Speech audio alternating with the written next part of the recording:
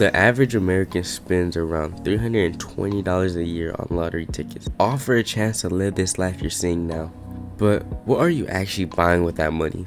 You're not buying a dream. You're funding a $374 billion global industry that's built on these brutal truths. Today, we're exposing what that $320 is really paying for and why the lottery is a financial trap designed for you to lose. Remember, the house always wins. To put this in perspective, you have a 1 in 300 million chance of winning the lottery. Your odds of winning the Powerball are just bad. There are numbers so incompressible is basically a polite way of saying zero. Let's translate it. Imagine being on a beach and going for a swim in the ocean. You are 25 times more likely to get bitten by a shark. Now, let's say it's raining outside, there's a little lightning and thunder. You are 19,000 more times likely to get struck by lightning. And here's the White House. Say you want to become president. You are 85 times more likely to become president of the United States than win the lottery. To win the jackpot, you need to roll this die and get won 8 times in a row. That's not a game. This is the first pillar the lottery is built on, an impossible dream. Let's make a scenario where you win the $600 million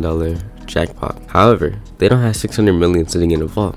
It's a total of 30 payments over 30 years. The lump sum is actually way much smaller. The cash value today is only 40 to 50% of the actual jackpot. Let's be conservative and say 45%. So that actually deflates all the way down to 270 million. So you're like, okay, well, it's not 600 million, but I do have 270 million. No, you don't, because you haven't counted taxes yet. Let's go over the taxes real quick. You're gonna pay at least 37% in federal taxes. That's almost $100 million gone. That's 99.9 million gone just like that. And don't forget about state taxes. If you live in a place like California, you're paying around 13.3% in state taxes. So 35.9 million gone. So what you're actually taking after all those deductions is 134.2 million. I mean, hey, you still got a lot of money. But like I said, you're more likely to become a president than ever see that money in your life. So your take home pay is 134.2 million. While the government's take is 135.8 million. Like I said in my last video, Uncle Sam always gets his cut. But let's be perfectly clear. You beat the odds of 1 in 300 million. You achieve this statistically impossible, and the government's cut is still larger than yours. They won the lottery without buying a ticket. This is the second pillar. Financial system rigged so the house always wins,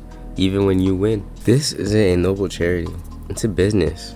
A regressive tax disguised as a game. It preys mostly on those who could least afford it, selling hope as a solution to financial despair. The $374 billion isn't a pool of dreams. It's a mountain of lost bets, funded by the very people it claims to help. That $320 a year isn't buying you a dream. It's buying you a probability so small it's practically zero, and a guarantee that if you win, the government wins bigger. The most powerful financial decision you can make is to opt out of the game entirely. The lottery isn't a ticket to a better life. It's a tax on a dream. Keep your $320. It's a much safer bet.